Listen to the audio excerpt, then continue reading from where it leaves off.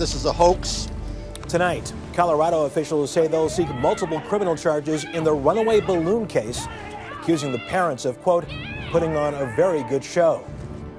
I'm Russ Mitchell. Also tonight, heightened fears over the H1N1 flu virus and the damage it can inflict on the lungs after a 12th child dies in just a week. Sun for rent, getting the benefits of solar power without having to pay for the panels up front. And energy gap. This 12-year-old says his science project reveals that high-energy drinks are actually running on empty.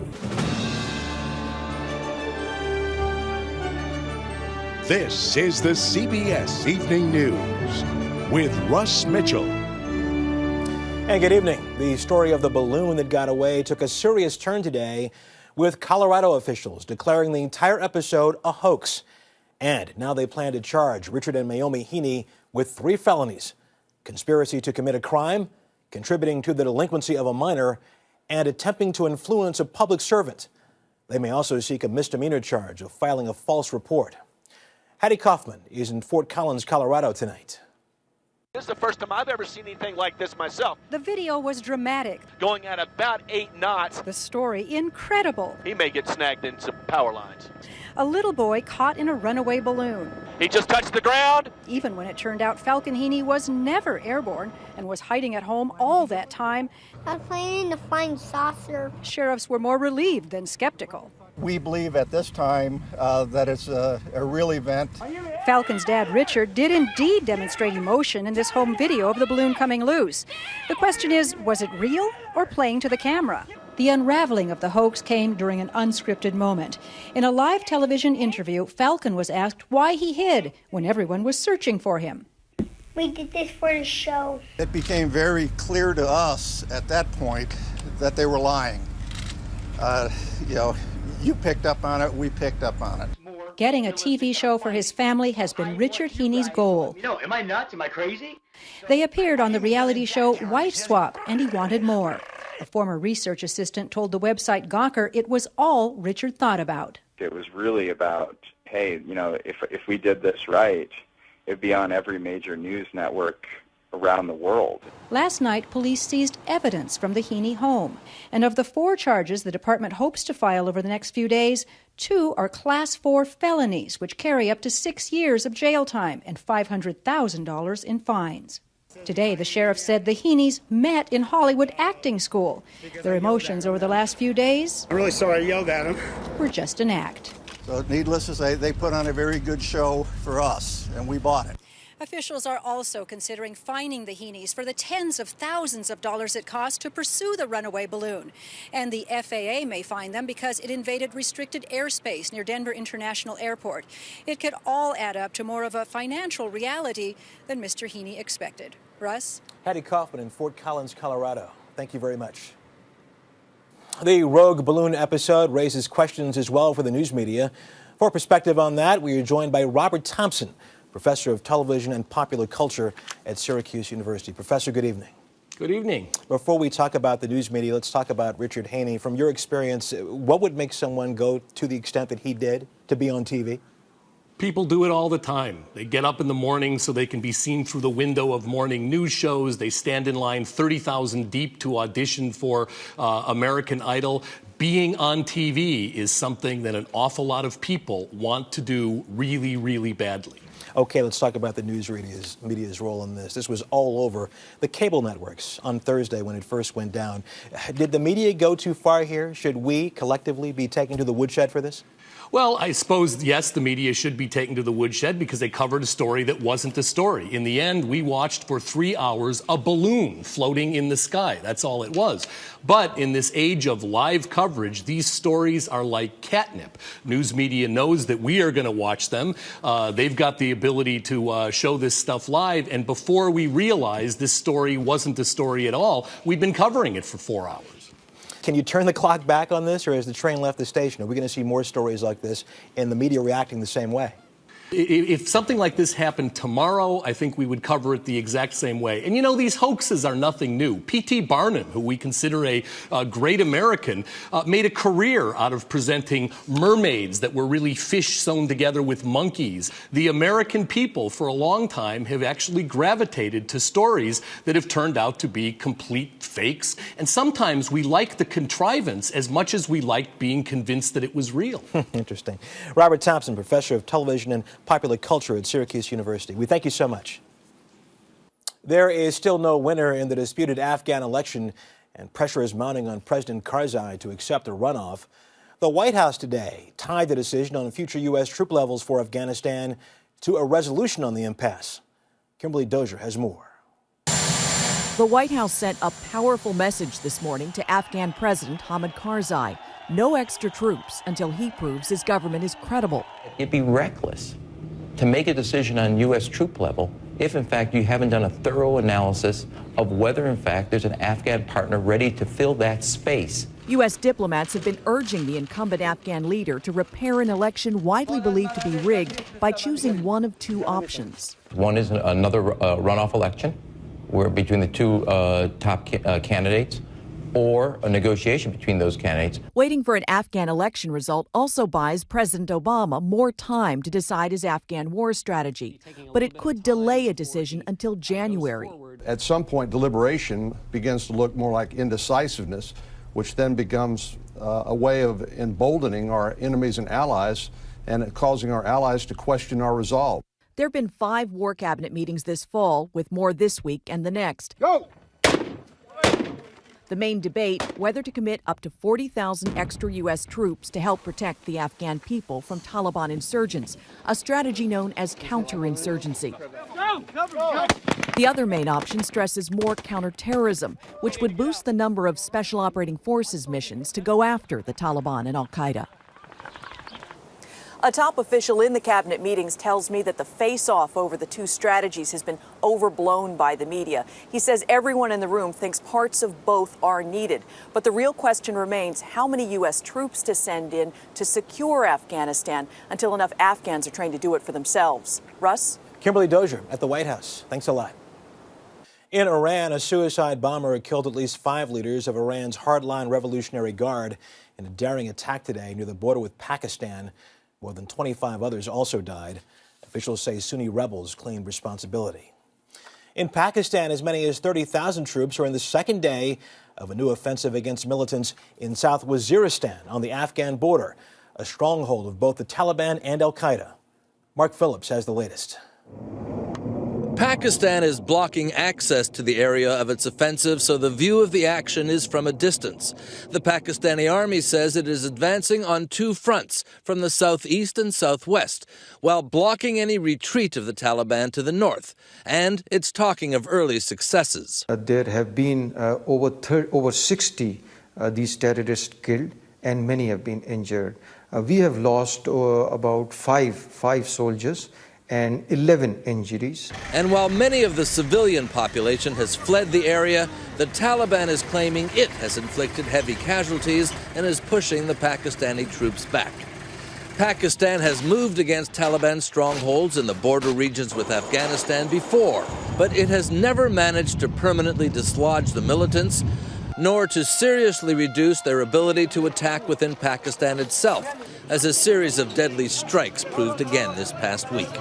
This time, Pakistan, under heavy American pressure, says it's determined to root out the Taliban and to destroy its infrastructure, a departure from its previous approach. They have carried out ground assaults in the tribal areas in the past, followed by very weak peace deals that have actually strengthened the Taliban factions in the region. And bear in mind that they aren't just located in the tribal areas. They have resources in the urban heartlands where they've been able to carry out a number of major attacks.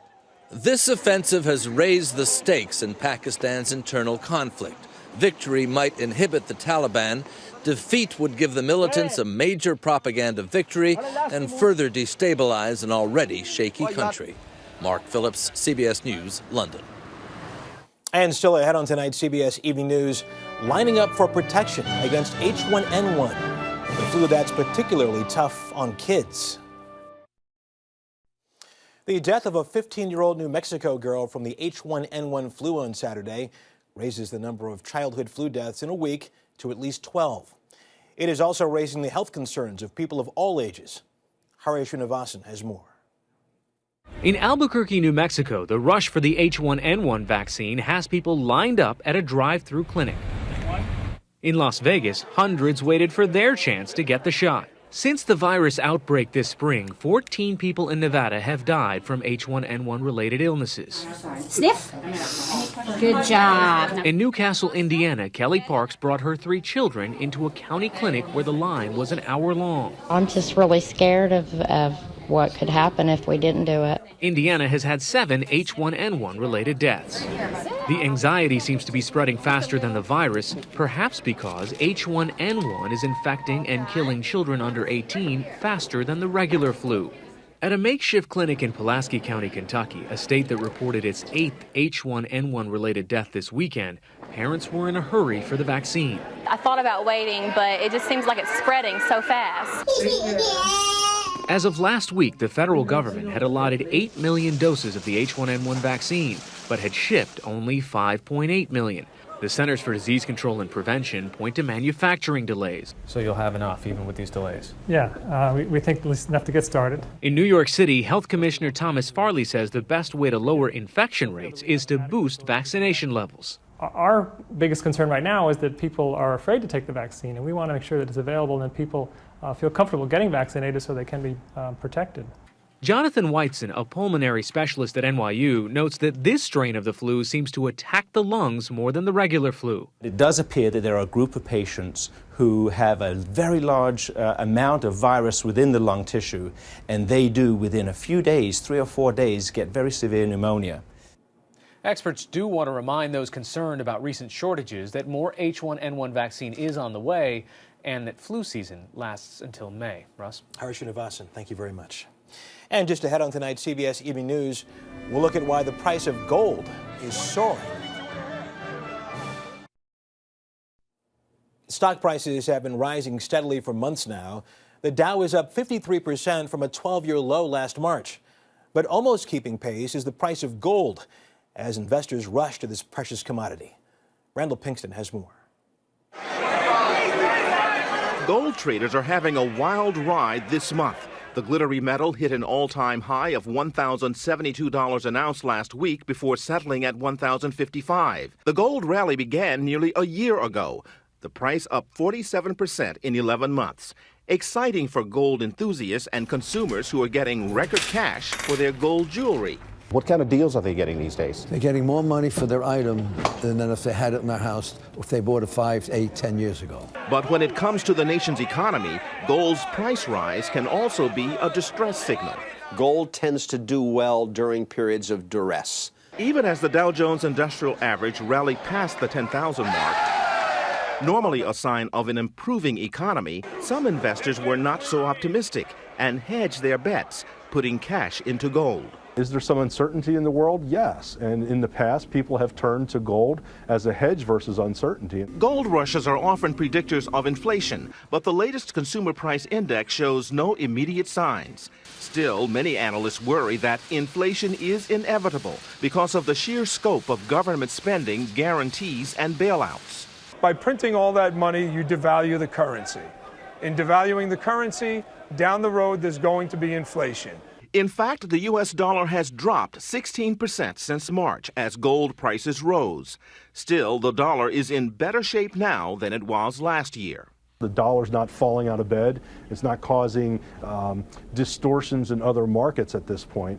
Still, investors are jittery, and as long as they are, they'll keep going for the gold. Randall Pinkston, CBS News, New York. Police are searching today for the killer of a University of Connecticut football player. 20-year-old Jasper Howard was stabbed during a fight after a dance on campus last night. Only hours earlier, the junior cornerback had forced a key fumble in UConn's victory over Louisville. We'll be back. Of course, sunlight is free, but installing solar panels to heat your home is beyond the means of many Americans. But if you live in California, Oregon, or Arizona, and other states beginning next year, a bright idea can save you a bundle. Bill Whitaker explains. With rooftop solar systems costing $25,000 to $50,000, even ardent environmentalists run for cover. And Kathy Nolte, I have a gas guzzling GM car out is not the greenest person on the planet. Not that good at buying organic. But look on her roof, she's gone solar. In her typical suburban house, which she shares with kids and grandma, 5 TVs and 4 computers, her electric bill. Basically, it went from somewhere around $200 to $300 a month, and now it's about $59 a month. Thanks to a hot idea sweeping the solar industry, leasing. Kathy Nolte gets solar panels free.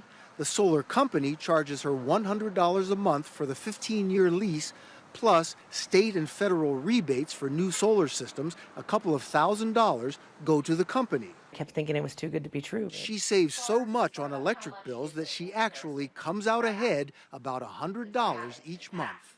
Our biggest problem with customers was that they didn't want to incur the upfront cost of solar. Solar City, one of the first to start leasing to residential customers, says it's a win for the company, the environment, the consumer. It's allowed people who didn't even have the option of using cash to pay for the system to get a system. Some of the deals out there right now allow you to essentially go solar right away and do so with a lower average utility bill than you got before, even though solar energy is actually still more expensive. With leasing, incentives for businesses, and rebates for homeowners who buy systems, solar panel use in California doubled last year. A big step toward the ambitious goal of generating 1/3 of the state's energy from renewable sources by 2020. You can't protect the economy and the environment at the same time. Kathy Nolte isn't the greenest person on the planet. I'm not one who's going to have mulch in my backyard. But leasing has made her greener. I feel a little bit less guilty. Bill Whitaker, CBS News, Los Angeles. Coming up on tonight's CBS Evening News, the young scientist who put energy drinks to the test. And finally this Sunday, the energy drink industry generated more than $6 billion in sales in the U.S. last year. But how much energy do the beverages actually generate? And that's tonight's Sunday cover. The young researcher who spared no energy to find out. We hooked them up with the diabetes educators. It's a safe bet, that of all the speakers at the annual meeting of emergency physicians in Boston, You get the top ones. I'll do the bottom. only one needed his dad's help setting up. 12-year-old Brendan O'Neill, the youngest ever to present here. Many people use energy drinks such as Monster to enhance their performance in sports and other activities, or at least they think it will. So I just wanted to test to see whether these energy drinks really did what they are advertised to do. It began as a science project at Everest Academy in Clarkston, Michigan. Brendan occasionally drank a Monster energy drink before a football game and wondered if it really gave him more energy. So his project pitted the caffeinated Monster against decaffeinated Sprite in a series of tests. His conclusion? Energy drinks as compared to soda pop had no significant effect on your exercise performance or dexterity. That's right, no significant effect. Brendan's dad, Brian, an emergency room physician himself, was shocked by the results. At the very least, he expected the energy drinks would raise an athlete's blood pressure or heart rate, but that didn't happen. He thought the project was so well researched that he submitted it to the Annals of Emergency Medicine, anonymously, as are all entries to the prestigious medical journal. It got accepted, and then I went and called him. I said, do you know he's 12 years old? Are there any rules against 12-year-olds? And they said, no, we don't have any. Brian O'Neill knows what you're thinking. There's no way a kid did all this work himself. Every father, every parent helps their kids with their science project. But he says Brendan did most of it, the charts, the graphs. Brendan defended the research to the journal. And it's clear, Brendan was the one who thought of using a video game as part of the experiment as a way to test reaction times after each drink. Brendan says despite the results, he still occasionally drinks Monster, though not as much as he used to. As for the future and what he's going to be when he grows up, I'm probably an emergency room physician like my dad. And being published in a medical journal may make up for the fact that Brendan did not win his school's science fair. He didn't even place or even get an A. Just a B+, obviously a very tough school. And that is the CBS Evening News. Thanks for joining us this Sunday evening. I'm Russ Mitchell in New York. Good night.